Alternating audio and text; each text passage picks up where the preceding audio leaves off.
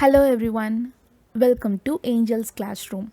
In today's class, we are going to see about the comparison of common emitter, common base, and common collector configuration. So the first comparison is about circuit diagram. You all know that we have taken NPN transistor for these configurations.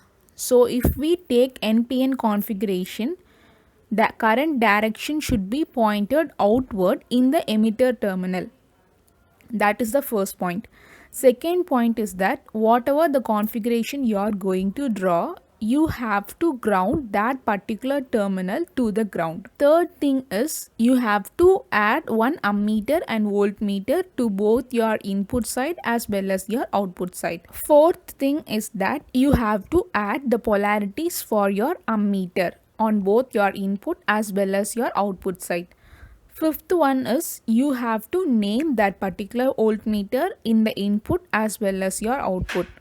Sixth one is you have to draw a potentiometer in both your left hand side and right hand side, and you have to mark and name the particular battery towards your input as well as your output. So this is common for both your CE, CB as well as your CC configurations. I have told in detail about these polarities and their namings in my previous videos. So if you want to know how to give the naming and as well as the polarities, you can check my previous videos. I'm giving the link in the description below. So next one is we are going to draw the diode configuration sandwich of PN junction diode. So since I am taken NPN transistor, I have drawn the sandwich diode diagram for both the three configurations. And next one is we are going to see about the difference in input characteristics. So in CE configuration, I am going to keep my VC as a constant initially, and I am going to draw the graph between VBE and IB. So initially I am drawing for VCE is equal to 0, and later on I am increasing the value of VCE. So and because of that my curve gets shifted towards my right. Okay.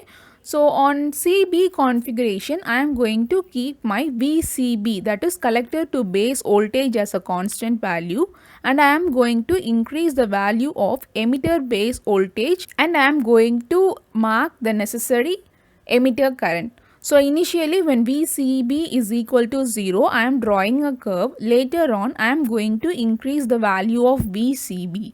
So in this graph my curve is going to shift towards the left.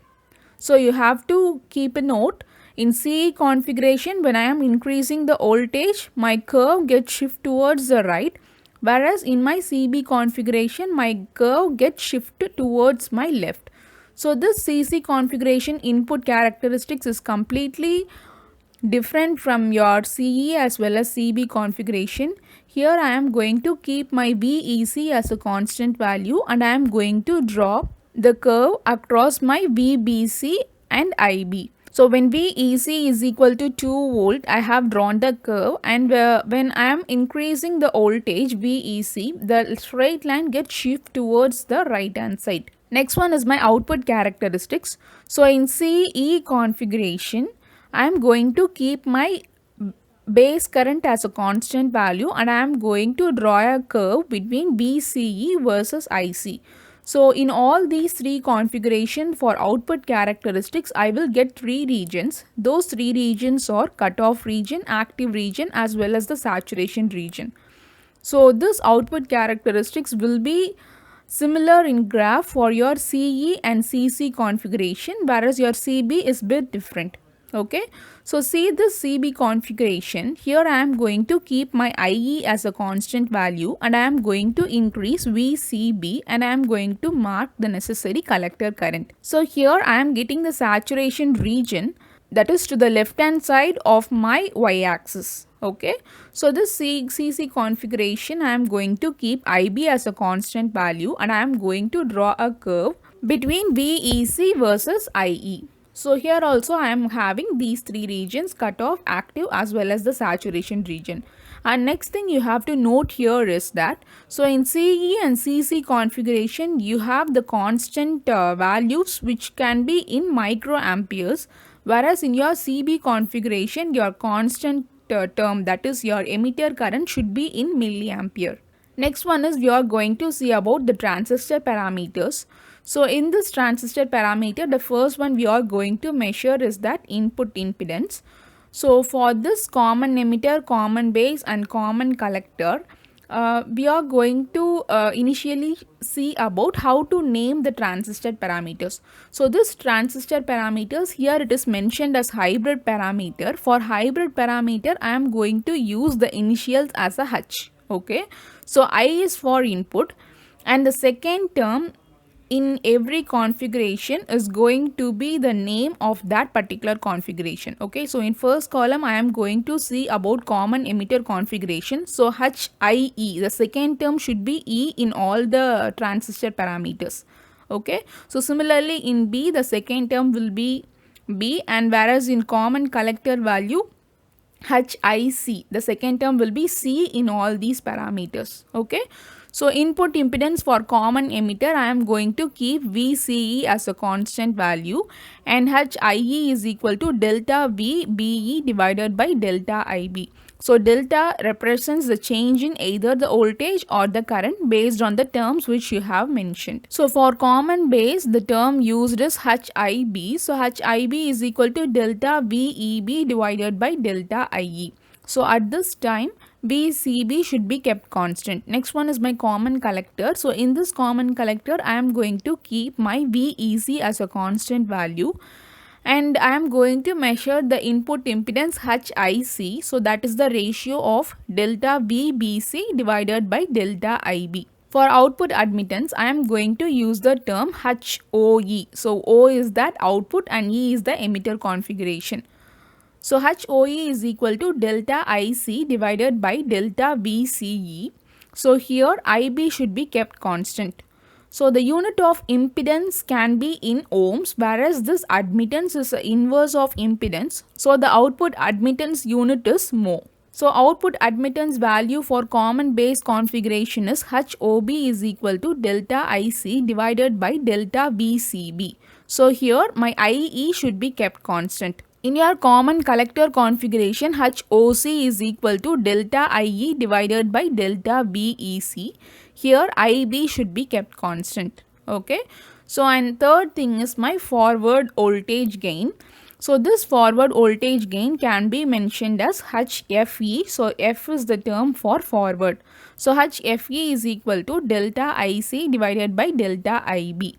So here VCE should be kept constant, and for common base HFB is equal to delta IC divided by delta IE. Here VCB should be constant, and in common collector HFC is equal to delta IE divided by delta IB.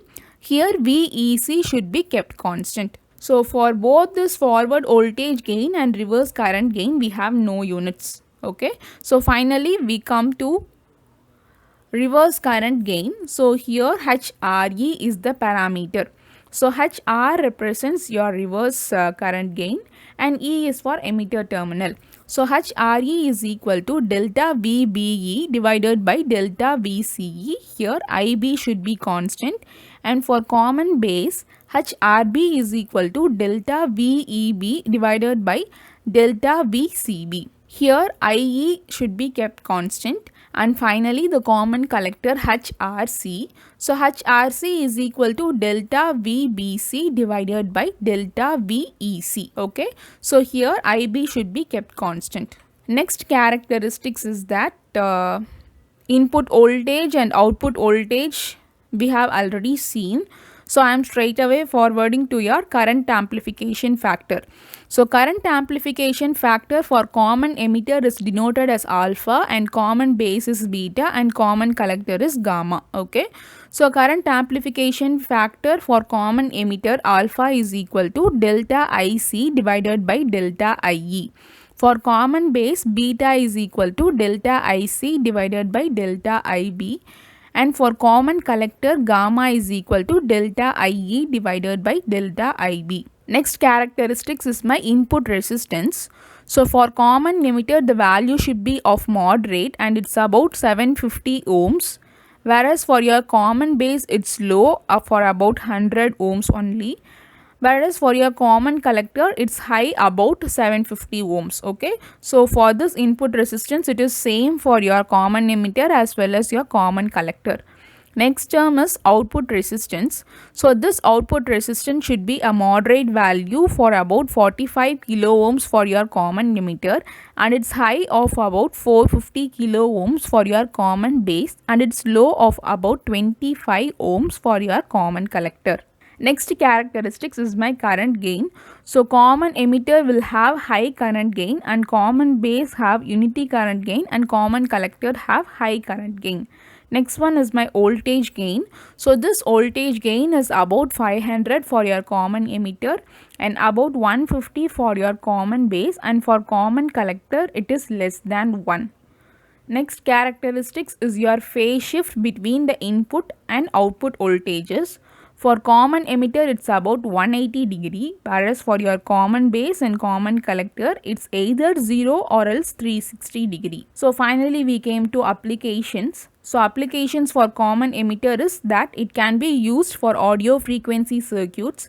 For common base it can be used for higher frequency circuits, and for common collector the application is it can be used in impedance matching. Above all these three configuration we have seen, we will be using the CE configuration at most. Okay, we will be preferring that CE configuration because of three facts. Okay, first one is higher voltage gain, second one is higher current gain, third one is high power gain because power gain is a product of voltage gain and your current gain. And next one is your CE configuration has your moderate values of Ri and R0, which is your input resistance and output resistance.